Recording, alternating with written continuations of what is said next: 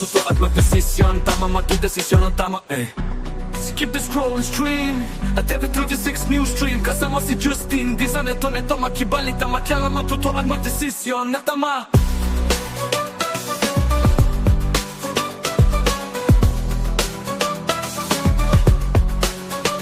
Skip the scroll and stream at TV36 news stream. Kasama si Justin, di sa neto makibalita, makialaman, totoo at magdesisyon na tama, magdesisyon na tama.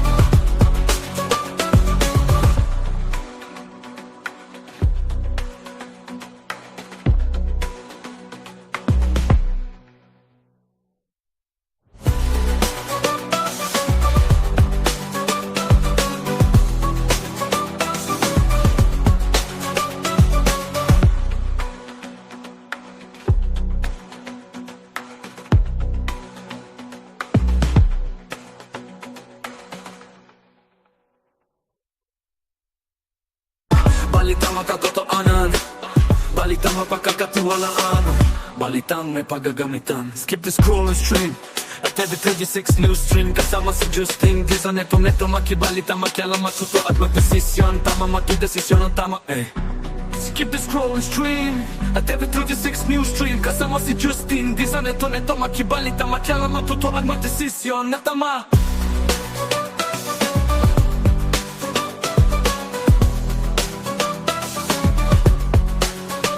Skip the scroll and stream at TV36 news stream. Kasama si Justin, di sa neto makibalita, makialaman, totoo at magdesisyon na tama, magdesisyon na tama.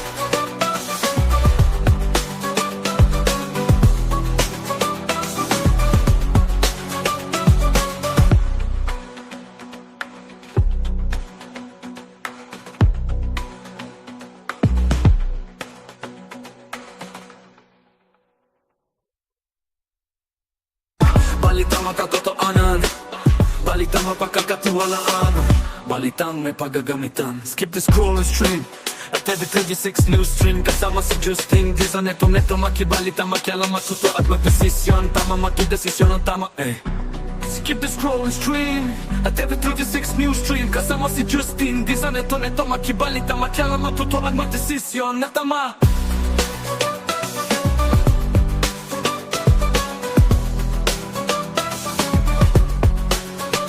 Skip the scroll and stream at TV36 news stream. Kasama si Justin, di sa neto makibalita, makialaman, totoo at magdesisyon na tama, magdesisyon na tama.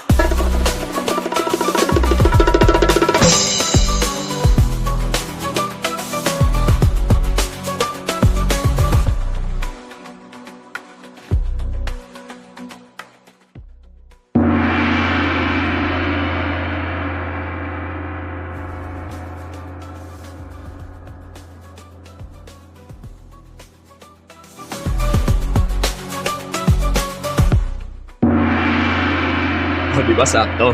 Yan. Isang magandang umaga ho mga kabalen at mga karehiyon. Araw ho ng Huwebes ngayon, April 16, 2026. Kumusta ho kayo? Welcome ho sa inyong paboritong programa tuwing alas 10 ng umaga. Ito po ang CLTV 36 News Stream.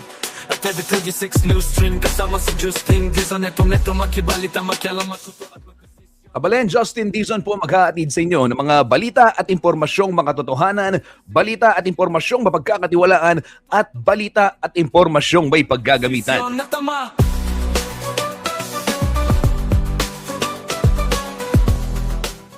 Live na live hong napapanood itong ating programa. Siyempre, unang-una sa ating social media platforms dito po sa Facebook at CLTV 36 Official and at CLTV 36 News. Live na live din ho ito sa Telebisyon Luzon, Visayas at Mindanao sa Signal Channel 115 at sa Air Cable Converge Channel 71.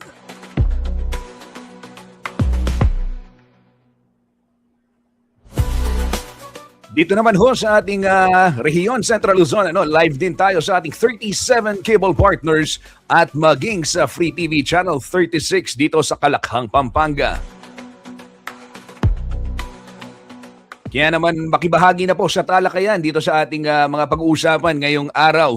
At syempre, una na riyan, ito pong ayuda dito ho sa Central Luzon. Maya-maya akin hong ibabahagi sa inyo. Ito po yung mga headlines na ating tatalakayin. Ito pong mataas na presyo ng langis ay malaking dagok sa egg industry dyan ho sa Candaba, Pampanga. At TV36 News Stream kasama si Justin. Di sa neto makibalita, makyala matuto at magdesisyon na tama. Ito mabuting balita naman ho, yung mga shellfish at yung iba pang seafood mula ho dito sa Central Luzon ay ligtas, okay, sa red tide. Ibig sabihin, pwedeng kainin at safe kainin basta maayos ho yung pagkakaluto. Ayon ho yan sa BIFAR Region 3.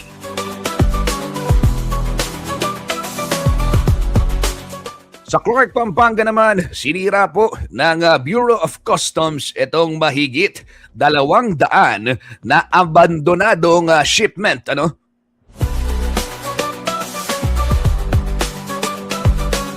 At gaya ng aking nabanggit, gumugulong ho yung pamamahagi ng ayuda sa iba't ibang bahagi ng ating rehiyon. Ngayong araw ho ng Huwebes, mamaya sisikapin nating makibalita mula kay Paulo G. Santos at kay Paring Johnny na nag-iikot ho ngayon dito sa payout ng ayuda. Balitang makatotoanan, balitang mapagkakatiwalaan, balitang may pagagamitan. Skip the scroll and stream at TV36 News Stream kasama si Justin. Di sa neto makibalita, makyala matuto at magdesisyon. Tama makidesisyon ang tama Skip the scroll and stream at TV36 News Stream kasama si Justin. Di sa neto makibalita, makyala matuto at magdesisyon na tama.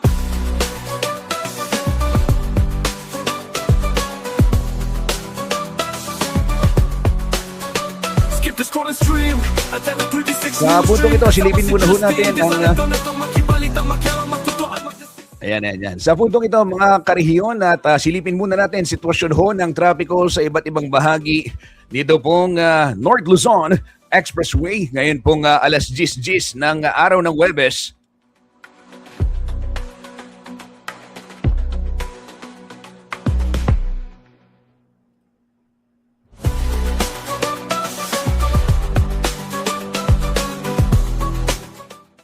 Latest sa NLEX Corporation dito ho sa may bahagi ng Libtong, may Kawayan, patungong norte. Maluwag ho ang sitwasyon sa mga oras na ito.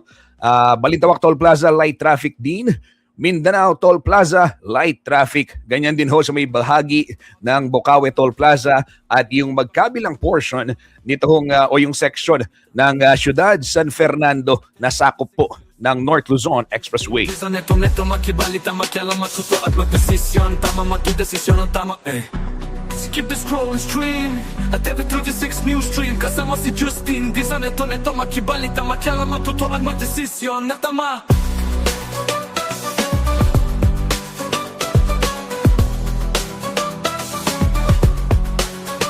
Skip the scroll and stream at TV36 News Stream kasama si Justin. Di sa neto makibalita, makyala matuto at magdesisyon. Silipin naman ho natin yung sitwasyon ng traffic dito ho sa iba't ibang bahagi naman ng siyudad ng San Fernando, Pampanga. Kabisera ho ng lalawigang Pampanga. Itong siyudad San Fernando, sentro ng sentro ho ng Central Luzon dahil yung mga tanggapan din ng pamahalaan ng iba't ibang regional offices dito ho sa ating rehiyon, nandito sa Diosdado Macapagal Regional Government Center, dyan ho sa may sakop Maimpis. So yung mga karehiyon natin na babiyahe ng siyudad San Fernando at merong business ngayon dito ho sa ating kabisera, ito ho yung aasahan ninyong traffic situation sa San Fernando, Pampanga.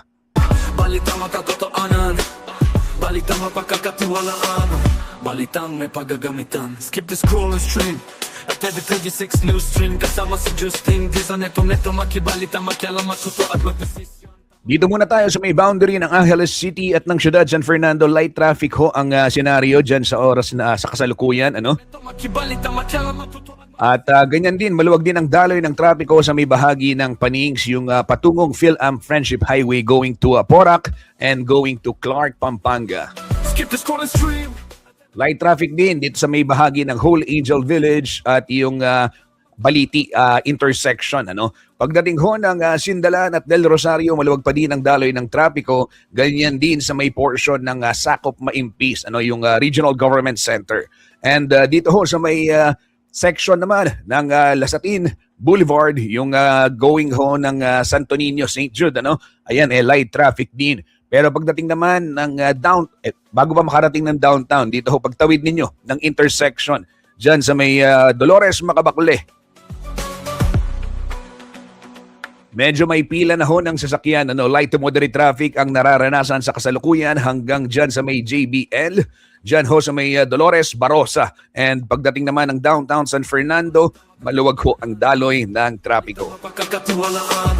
Balitang may pagagamitan. Skip the scroll and stream at every 36 news stream. Kasama si Justin Dizan, neto makibalita, makialam, matuto at magdesisyon. Tama, magdesisyon ang tama, Skip the scroll and stream at every 36 news stream. Kasama si Justin Dizan, neto makibalita, makialam, matuto at magdesisyon na tama. Makibalita naman tayo dito ho sa may lalawigan ng Bataan. Skip the scroll and stream at every 36 news stream. Kasama si Batay ho sa ating monitoring mula na rin sa One Bataan Command Center, light traffic dito ho sa may portion ng Layak going to Balanga at dito rin sa may section naman ng Rotonda o yung Rotary Balanga, light traffic din ho sa mga oras na ito kasalukuyan. And dito sa Coolies Crossing, light traffic din. Paalala ho sa mga kababayan natin, baging sa Sumi, light traffic, ay sumunod ho sa mga speed limit na ipinatutupad, lalong-lalo na dyan sa lalawigan ng Bataan. 50 ho para sa mga truck at van, 80 yung mga pribadong sasakyan.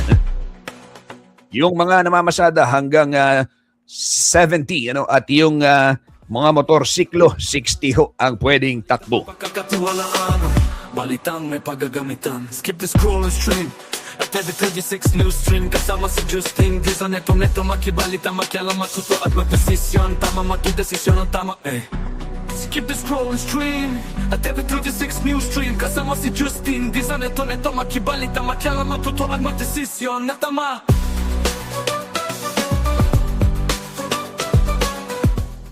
Pagbati sa ating masugid na tagapanood, Noel Joseph Cleofe. Ayan, maraming salamat po. Sabi niya, pinapabati niya Pampanga's Best since 1967. Binibilang niya, 2027, 60 years. Ayan, pagbati, maraming salamat kay Noel Joseph Cleofe.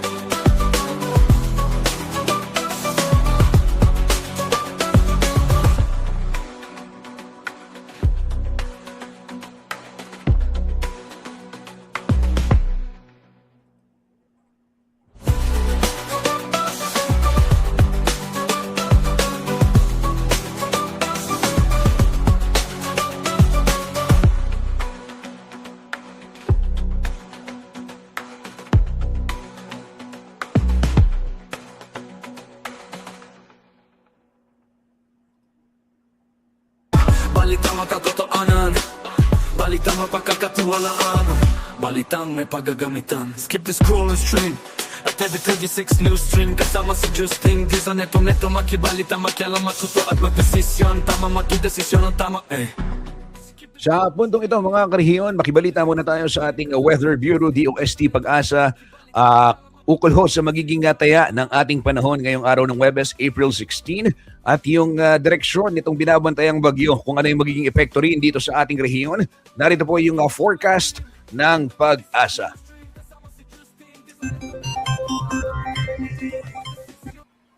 Magandang umaga, Pilipinas. Narito ang latest sa lagay po ng ating panahon. Ridge ng high pressure area pa rin ang nakakaapekto sa Hilagang Luzon at dahil dyan suppressed pa rin ang mga pagulan sa malaking bahagi ng Luzon. Kasalukuyan nga base sa ating latest satellite imagery, makikita po natin na maaliwalas ang papaurin sa halos buong bansa at wala pong inaasahang malawakang pag-ulan liban po sa mga localized thunderstorms lalong-lalo dito sa Kabisayaan at Mindanao. At update naman po sa bagyo na minomonitor natin sa labas ng ating area of responsibility. Ito po si typhoon na may international name na si Sinlaku. Huling nakita yan sa ating latest na analysis. Nakita po yan sa layong 2,385 kilometers silangan ng Central Luzon at taglay pa rin ang lakas ng hangin umaabot sa 165 kilometers per hour near the center at gustiness na umaabot po sa 205 kilometers per hour. At kasalukuyan ng kanyang pagkilos ay pahilaga sa bilis na 10 kilometers per hour. Sa kasalukuyan naman, base sa ating mga pag-aanalisa at projection, nananatiling mababa po ang tsansa na pumasok pa ito sa ating area of responsibility at makaapekto sa anumang bahagi ng ating bansa. Gayunpaman, patuloy po tayong mag-antabay sa magiging updates ng pag-asa ukol sa nasabing weather disturbance. Para sa pagtayo ng ating panahon for today, bahagyang maulap hanggang sa maulap lamang ang papawuri na inaasahan sa halos buong Luzon, including Metro Manila at even yung mga thunderstorms po. Sa araw na ito ay mababa din po ang tsansa ng mga thunderstorm occurrences. Pagdating naman sa temperatura sa Metro Manila, 22 to 34 ang inaasahan, 16 to 24 sa Baguio City, 24 to 34 sa Lawag, habang 22 to 37 sa Tuguegarao City, sa Tagaytay ay 21 to 32 degrees Celsius, habang sa Legazpi ay 23 to 33 degrees Celsius ang inaasahang magiging agwat na ating temperatura. So kung mapapansin natin, ilan pa rin sa lugar o malaking bahagi ng bansa ay matataas pa rin ang maximum temperatures o air temperatures na inaasahan sa araw na ito. Samantala dito naman sa Visayas at Mindanao ay bahagyang maulap hanggang sa maulap ang papaurin at posible o may mga tsansa huyan ng mga localized thunderstorms o yung mga pagkidlat, pagkulog, especially sa hapon at gabi. So saan man ang lakad natin sa araw na ito, wag na lamang kalimutang magdala ng payong at mga pananggalang sa mga posibilidad ng panandali ang pagbuhos ng ulan. Sa Iloilo ay 22 to 23 to 33 degrees Celsius ang inaasahang magiging agwat ng temperatura. Sa Baguio ay 25 to 32, sa Puerto Princesa ay 25 to 33, 26 to 33 naman sa Kalayaan Islands, 24 to 35 sa Tacloban, 23 to 33 sa Cagayan de Oro, 25 to 34 sa Zamboanga at 25 to 34 naman sa Davao City. Kahapon nakapagtala po tayo ng 36 degrees Celsius na maximum heat index dito po sa Metro Manila, habang sa Pili, Camarines Sur na itala ang pinakamataas na maximum heat index kahapon na umabot po sa 42 degrees Celsius na nasa danger level ho yan. Samantala for today, sa ating forecast sa Metro Manila, pwede pong umabot hanggang sa 37 degrees Celsius ang maximum heat index dito sa Kamaynilaan, habang para sa ibang bahagi naman ng ating bansa, ang pwede pong maitalang maximum heat index ay sa Dagupan City, Pangasinan at sa Cotabato City, Maguindanao, kung saan ay pwede maipagtala ng 41 degrees Celsius na maximum heat index. Pareho po yan na nasa extreme caution level. Ang ibig sabihin lamang po nun ay posible po yung mga heat stress at heat cramps kapag patuloy at continuous ang exposure sa ganitong klaseng init ng panahon. Kaya patuloy natin pinag-iingat ang ating mga kababayan, stay hydrated po, umiwas muna sa direct exposure sa sunlight, lalong-lalo na sa katanghalian at sa bandang hapon. Wala rin po tayong gale warning na nakataas ngayon sa anumang bahagi na ating mga baybaying dagat, Panayad hanggang sa katamtaman ang magiging pag-alon sa Hilagang Luzon at kanlurang bahagi ng Luzon. Pero dito po sa silangang bahagi ng Southern Luzon, Visayas at Mindanao ay katamtaman naman hanggang sa maalon ng kondisyon ng karagatan. Kaya't patuloy pa rin natin pinag-iingat ang ating mga kababayang mangingisda ho dyan, lalong-lalo na ho yung mga gumagamit ng maliliit na sasakyang pandagat. Ang sunrise natin for today is 5:42 in the morning at lulubog naman ng araw mamaya sa ganap na 6:10 ng gabi. Ito po si Lori de la Cruz Galicia. Magandang umaga po.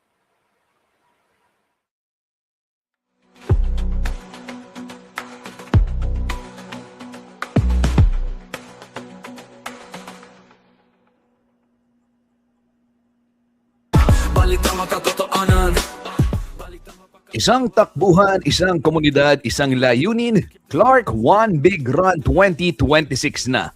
makisaya at makitakbo kasama ang Ateneo Pampanga Student and Alumni Association sa Clark City Marathon sa May 3, araw ho ng linggo sa PhilInvest Mimosa Plus Clark, Pampanga.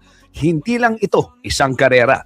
Ito'y pagkakaisa para sa kabutihan. Mag-register na at i-search ang Clark One Big Run sa Facebook. Clark One Big Run, sama-sama sa bawat hakbang. Kasama si Justin, di sa neto makibalita, makialam, matuto at magdesisyon. Natama, matudesisyon, natama.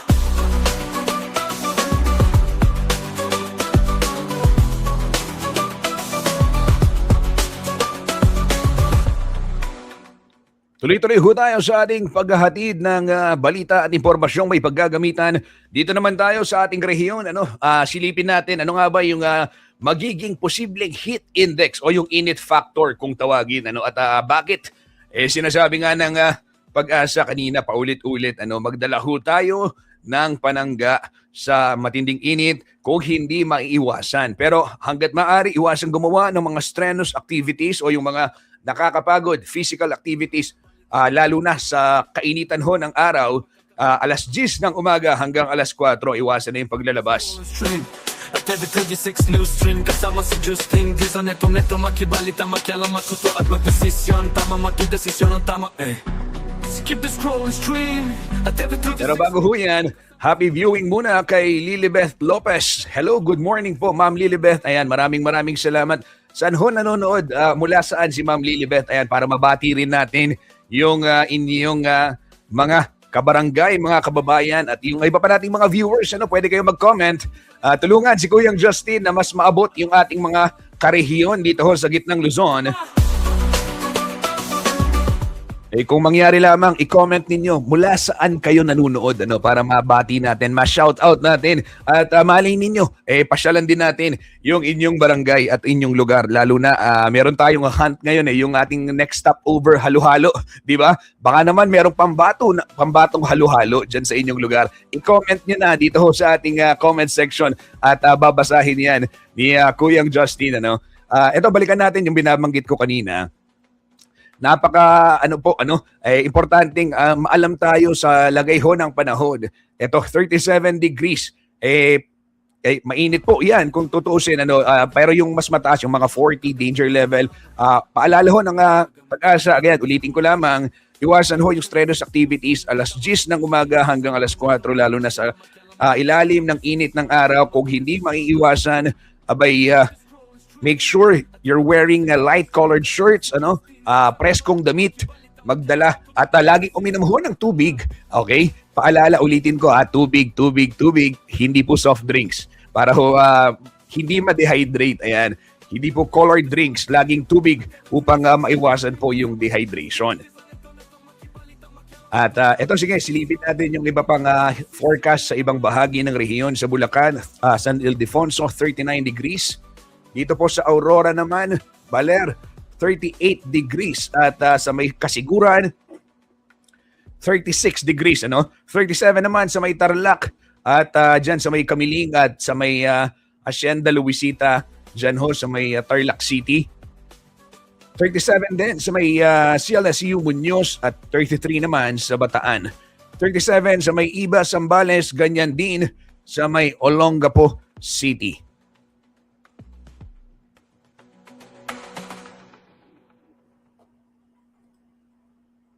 Balitang makatotoanan, balitang mapagkakatiwalaan, balitang may paggagamitan. Skip the scrolling stream at every 36 news stream, kasama si Justin. Di sa neto makibalita, makialam, matuto at magdesisyon. Tama, magdesisyon ang tama, Skip the scrolling stream at every 36 news stream, kasama si Justin. Di sa neto makibalita, makialam, matuto at magdesisyon na tama. Bigyang daan naman natin yung ibang public service announcements dito ho sa lalawigang Pampanga. Ito yung mga brownout. Wala hong supply ng kuryente dyan sa bahagi ng Santa Monica, Florida Blanca, Pampanga. Nagsimula kaninang alas 9 ng umaga hanggang alas 3 ng hapon. Dahil merong disconnecting cutouts installation yung SFELAPCO dyan po sa portion na yan.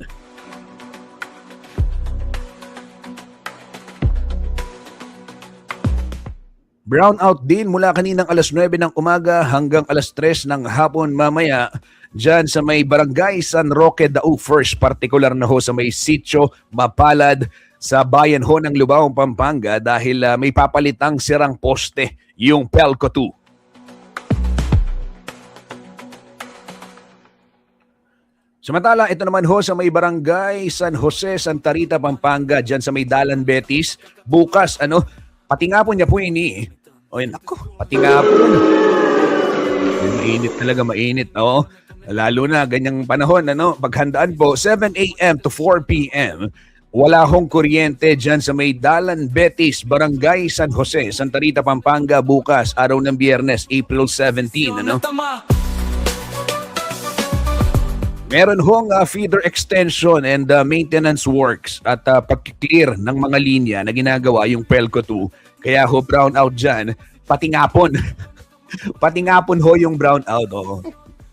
Makanyan talaga, pati ngapon. Then dito naman sa may Barangay Anon, Sitio Culubasa, ayan, 7 a.m. to 3 p.m. bukas din ho ito sa Florida Blanca, Pampanga.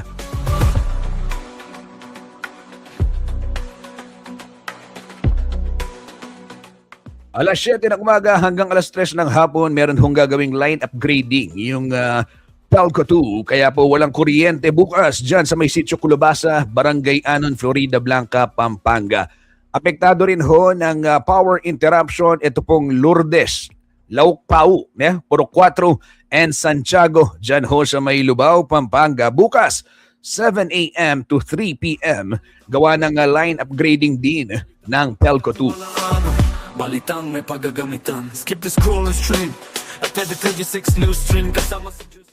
Ito ho, balitang may paggagamitan tayo para naman sa mga taga-syudad San Fernando, Pampanga. Alas 8:30 ng umaga bukas, mawawalan ng supply ng kuryente hanggang alas 2:30 ng hapon. Diyan ho sa may Amaya Escapes sa may Barangay Kalulut, Syudad San Fernando. Meron hong ililipat na poste. At dito rin sa may Barangay Dau, portion ng Quezon Drive sa Mabalacat City, bukas din wala hong kuryente alas 9 ng umaga hanggang 1:00 ng hapon.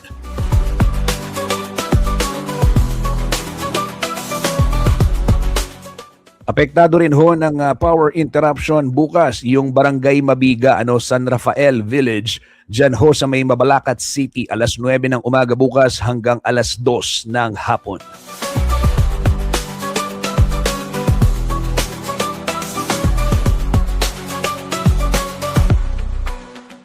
Ito sa bayan naman ng Lubao, Kalanggain and Santa Teresa II, yung Lambiki. Alas 9 ho ng umaga hanggang alas 3 ng hapon bukas, wala rin hong kuryente dyan sa nasabing lugar gawa ng pagpapalit ng nasirang poste. Balitang may paggagamitan. Skip the scroll and stream. At 36 news stream kasama si Justin. Disa neto makibalita, makialam, matuto at magdesisyon. Tama magdesisyon ang tama. Skip the Ito naman, water supply tapos na yung power, ito naman sa water supply interruption naman tayo. Dito naman sa may Barangay Kapaya 1 and 2, Angeles City. Mawawalan ho kayo ng supply ng tubig alas 10 ng gabi mamaya hanggang alas 2 ng madaling araw bukas, araw ho ng Biyernes. Magsasagawa ho ng flushing activity itong Prime Water.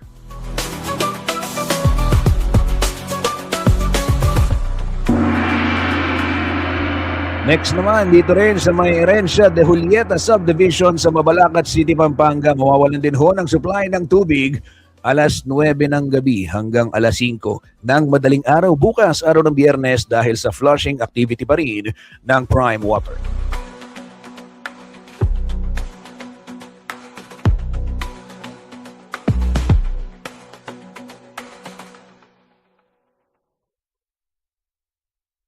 Balitang makatotoanan, balitang mapagkakatiwalaan, balitang may paggagamitan. Skip the scroll and stream. At 36 news.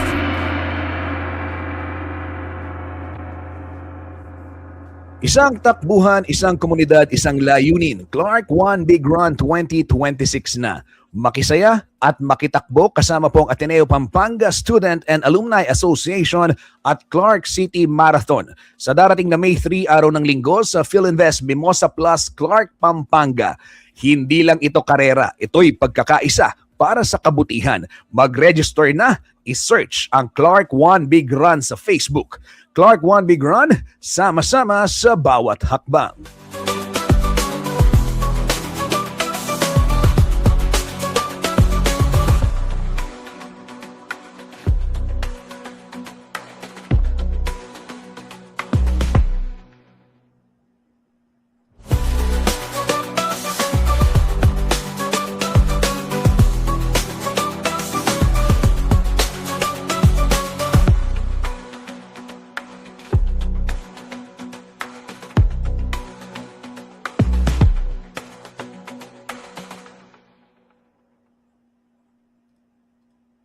Balitang makatotohanan, balitang mapagkakatiwalaan, balitang may pagagamitan. Skip the scroll and stream at every 36 news stream. Kasama si Justin Gisa, neto makibalita, makialam, matuto at magdesisyon. Tama matudesisyon ang tama, Skip the scroll and stream at every 36 news stream. Kasama si Justin Gisa, neto makibalita, makialam, matuto at magdesisyon na tama.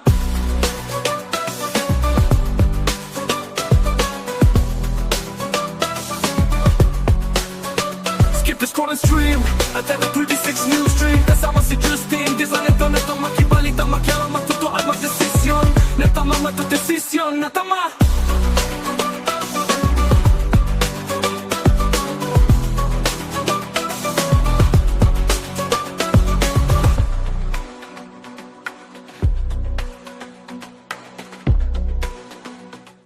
Ito naman ho mga karehiyon, ipinatupad na ho ng Department of Social Welfare, Department of Social Welfare and Development, o DSWD, ito pong cash relief assistance para ho sa mga miyembro ng TODA o yung tinatawag na Tricycle Operators and Drivers Association sa iba't ibang bayan at probinsya. Dito ho sa atin sa Central Luzon, sa mga hindi pa nakakaalam, banggitin ko kung saan yung mga payout sites just in case meron pong mga nagtatanong saan nga ba sa lugar ninyo.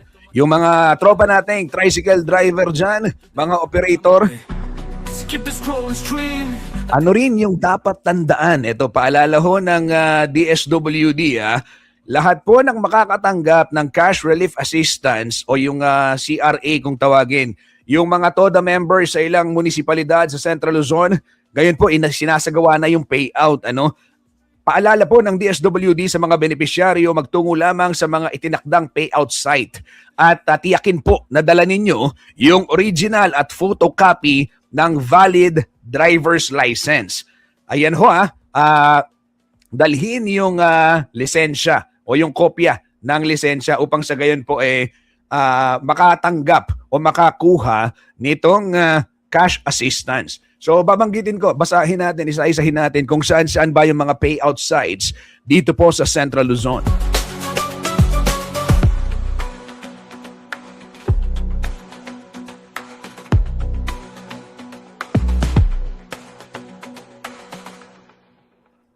Dito muna ho tayo sa may lalawigan ng Aurora, dyan sa may Kasiguran, sa may Agricula, sa Dinalungan, Agricula din gagawin, Dingalan, dyan ho sa may Municipal Gymnasium, sa Maria Aurora, sa may Baler Sports Complex, yung San Luis, Baler Sports Complex din, yung sa Baler, syempre sa Baler Sports Complex din, at ito hong sa may Dipakulaw, ay dyan din ho sila magtutungo sa Baler Sports Complex para po sa ayuda.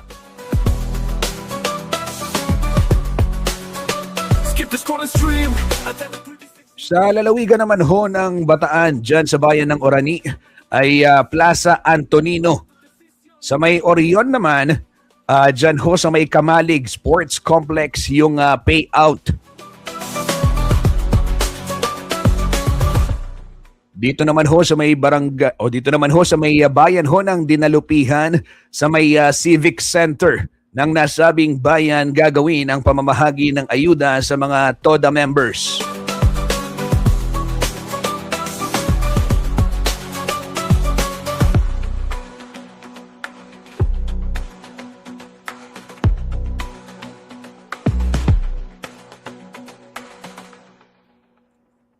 Dumako naman ho tayo sa lalawigan ng Bulacan para sa mga nagtatanong kung saan yung mga payout sites. Diyan ho sa bayan ng Agonoy, sinasagawa ho yung pamamahagi ng ayuda dyan sa may Hangga Elementary School. Sa Plaridel naman, dyan sa may Cesario San Diego Gymnasium sa may poblasyon.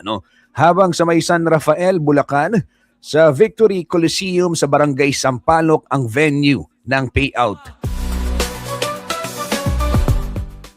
Diyan naman sa may Balagtas, sa may GMAC, yung GMACC Maharlika Highway sa Giginto ang payout para ho sa mga qualified TODA members mula sa Balagtas.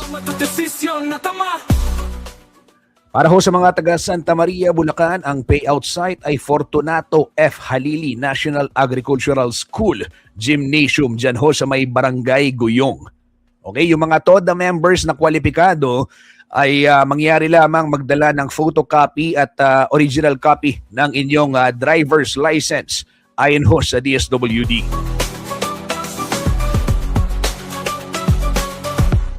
Sa bayan naman ng Marilao, sa may Kawayan Sports Complex sa may Barangay Bangga, may Kawayan ang venue ng payout.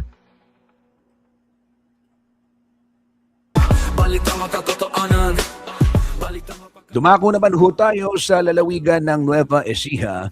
Sa may Rizal, Nueva Ecija, yung gagawin venue, yung Pag-asa Gymnasium, dyan ho sa may Poblasyon Norte.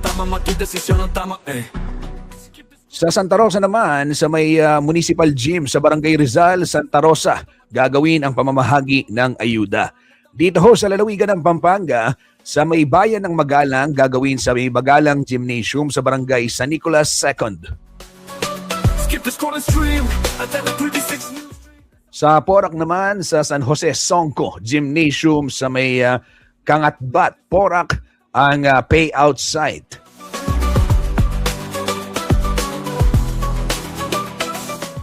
Sa bayan ho ng Mexico, gagawin yan sa may Mini Convention Center sa Barangay Parian.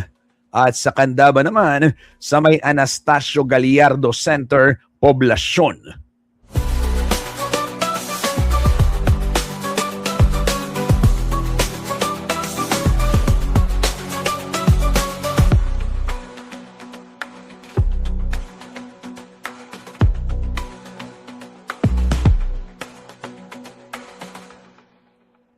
Dito ho sa lalawigan naman ng Tarlac. O teka lang, bigyang daan muna natin yung komento ni Ireg Lenorok. Ito, nag-comment. Sabi niya, di ako nakatanggap ng ayuda dyan sa Cabanatuan City.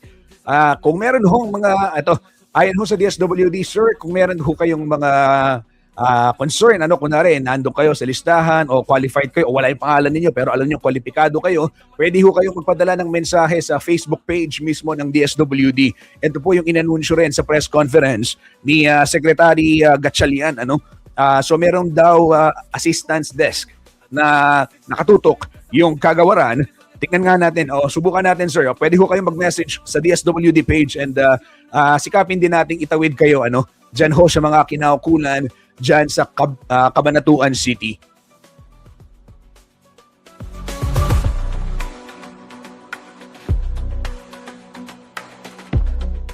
Sige, dito ho tayo sa may Tarlac muna, Oo, yung payout side dyan sa bayan ng Moncada, gagawin ho sa may Public Plaza, sa may Poblasyon 1, Sa may Herona Municipal Evacuation Center sa Poblasyon 3 naman ang venue ng payout sa bayan ho ng Herona, Tarlac. Diyan ho sa may Concepcion sa Atrium gagawin sa may Concepcion Government Center sa Barangay Alfonso. Samantala sa Subic naman, Zambales tayo sa Subic Sports Complex sa Barangay Wawandue, Subic, Zambales ang payout site para ho sa mga kwalipikadong TODA members at sa Paco Covered Court sa bayan ng Botolan. 36 News Stream, kasama si Justin. Di sa neto makibalita, makiala matuto at magdesisyon na tama.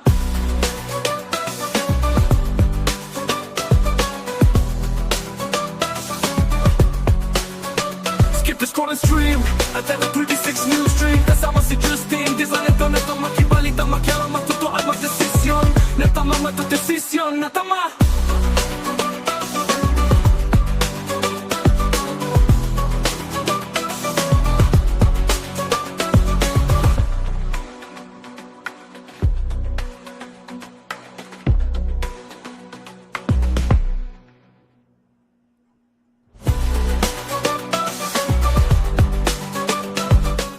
Ito ho para sa mga nagtatanong din, ano, baka may mga katanungan yung ating mga kababayang rider din.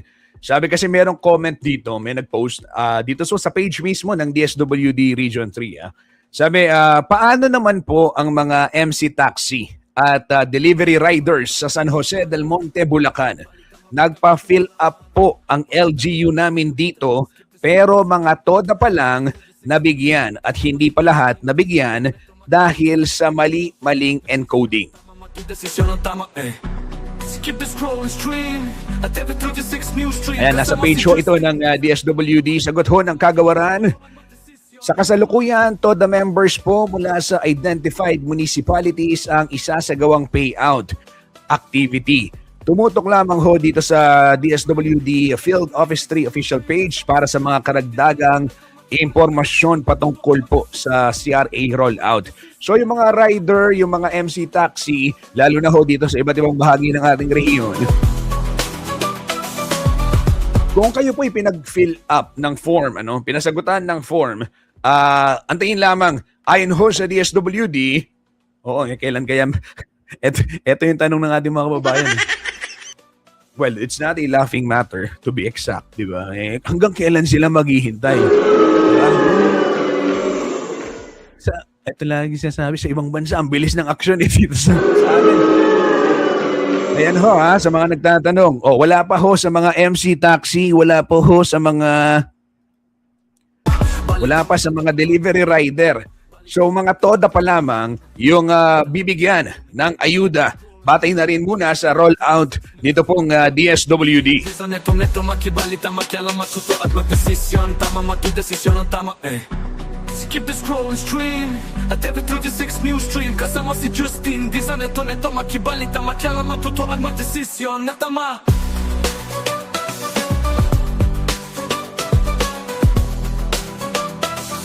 Ito naman, good news, tuloy-tuloy tayo sa ating pagbabalita. Ito, magandang balita naman ito ay negatibo ho. Oo. Palakpakan, pasalamat tayo, negatibo. Paborito nating lahat to, yung seafood mula sa Central Luzon. Sariwang-sariwa naman talaga. Pagkasarap-sarap.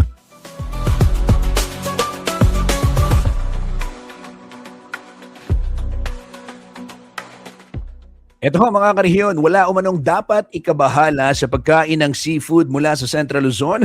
Ayon ho ito sa ating Bureau of Fisheries and Aquatic Resources o BIFAR Region 3.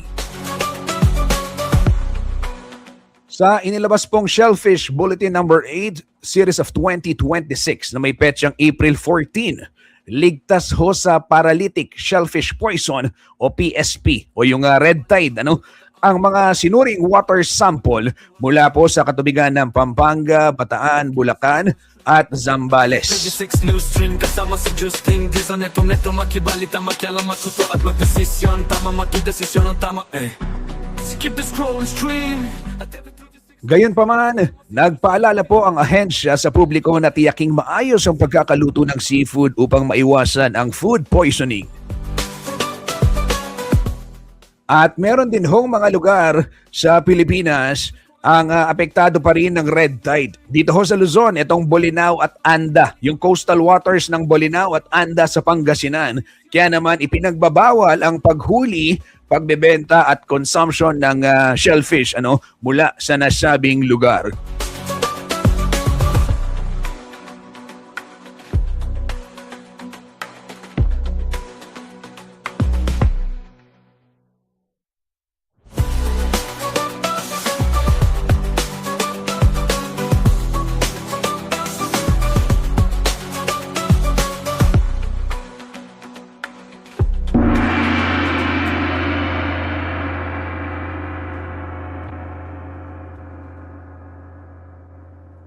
Isang takbuhan, isang komunidad, isang layunin, Clark One Big Run 2026 na. Makisaya at makitakbo kasama ang Ateneo Pampanga Student and Alumni Association at Clark City Marathon. Sa darating na May 3, araw ho ng linggo sa PhilInvest Mimosa Plus Clark, Pampanga. Hindi lang ito, karera. Ito'y pagkakaisa para sa kabutihan. Mag-register na at isearch po ang Clark One Big Run sa Facebook. Clark One Big Run, sama-sama sa bawat hakbang. Skip Skip the scroll and stream at every 36 news stream. Kasama si Justin, di sa neto makibalita, makialam, matuto at magdesisyon. Natama matudesisyon, natama.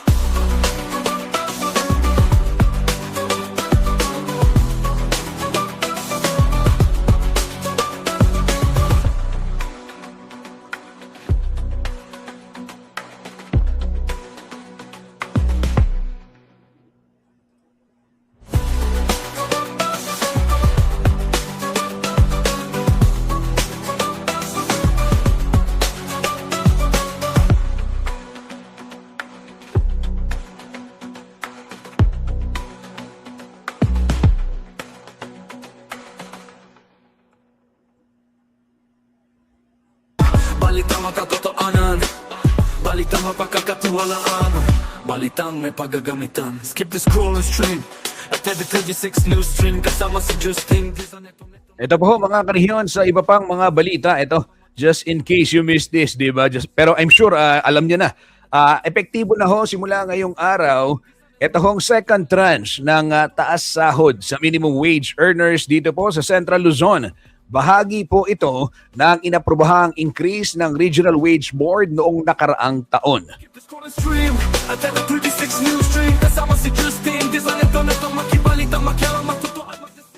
Sa Bataan, Bulacan, Nueva Ecija, Pampanga, Tarlac at Zambales, narito po ang magiging daily minimum wage para sa iba't ibang sektor. 600 pesos para ho sa mga non-agriculture workers. 570 pesos naman para sa agriculture workers, habang 590 pesos sa mga nagtatrabaho po sa mga retail at service establishments.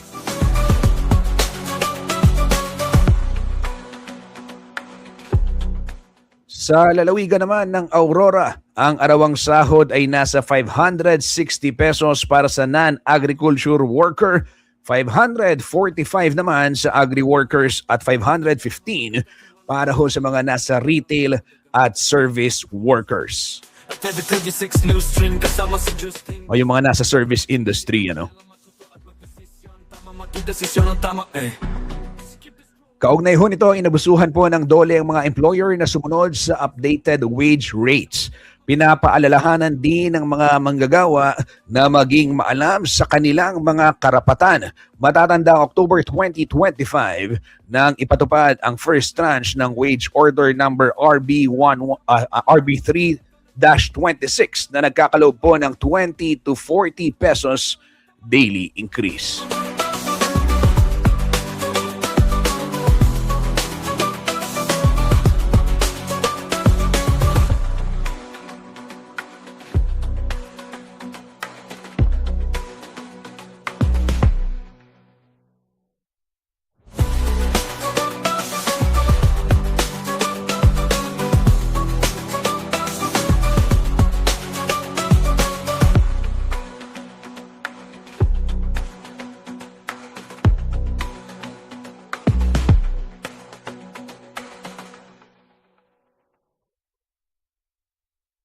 Balitang makatotoanan, balitang mapagkakatiwalaan, balitang may paggagamitan. Skip the scroll and stream at every 36 news stream. Kasama si Justin, di sa neto makibalita, makialam, matuto at magdesisyon. Tama magdesisyon ang tama, Skip the scroll and stream. Sa ibang balita, umabot po sa 238 boxes o parcels ng mga abandonado at kinumpiskang kargamento na hindi na claim ng mga consignee ang ipinadispose ng Bureau of Customs Port of Clark sa pamamagitan po ng Order of Condemnation.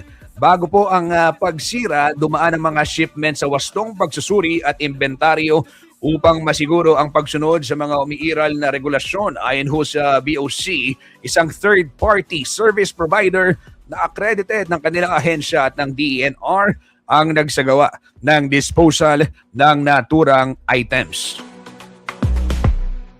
Kabilang umano rito yung mga expired at perishable goods na hindi na pwedeng i-auction o i-donate.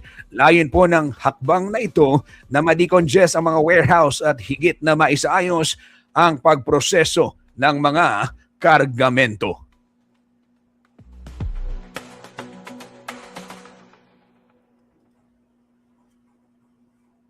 Balitang makatotohanan, balitang mapagkakatiwalaan, balitang may paggagamitan. Skip the scroll and stream at every 36 news stream. Kasama si Justin Di sa neto makibalita, makialam, matuto at magdesisyon. Tama magdesisyon ang tama Skip the scroll and stream at every 36 news stream. Kasama si Justin Di sa neto makibalita, makialam, matuto at magdesisyon na tama.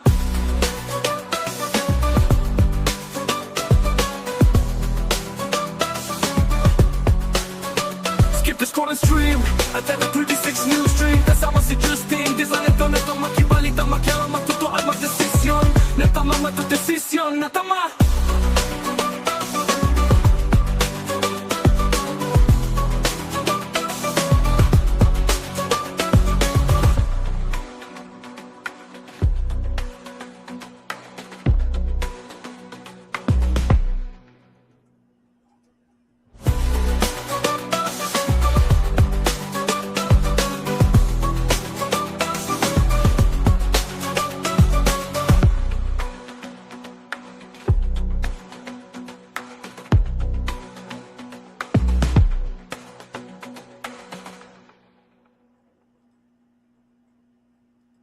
Balitang makatotohanan.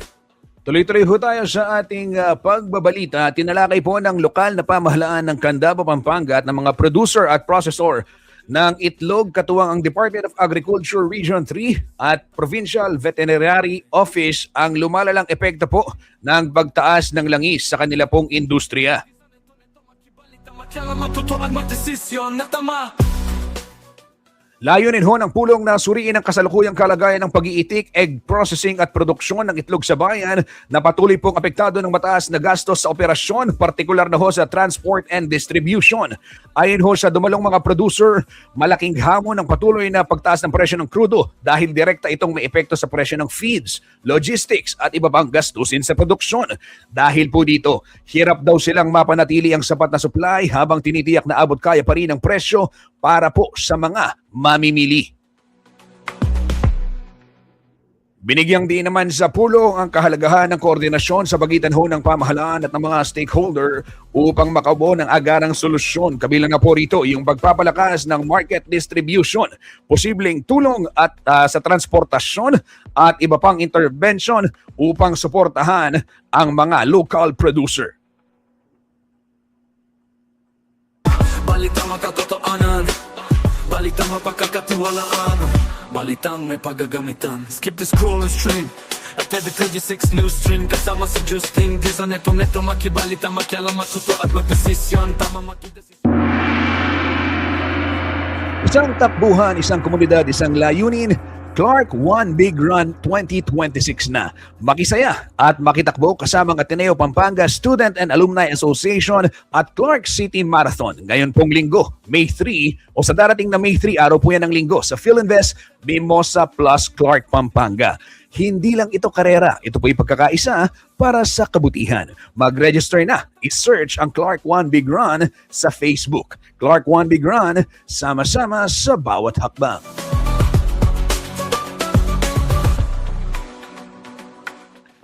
Kabalen, magpapaalam na po si Justin Dizon. Maraming salamat sa lahat ng mga tumutok dito sa ating programang Newsstream. At manatili lamang hong nakafollow, mag-like and share dito at mag-subscribe sa ating social media pages para ho sa mas maraming balita. Muli sa ngalan po ng buong puwersa ng CLTV 36 News and Current Affairs para ho sa mga balitang makatotohanan, balitang mapagkakatiwalaan at balitang may paggagamitan. Ito po ang Newsstream. Maraming salamat po. Balitang makatotohanan, balitang mapagkakatiwalaan, balitang may paggagamitan. Skip the scroll and stream at every 36 news stream. Kasama si Justin Di sa neto makibalita,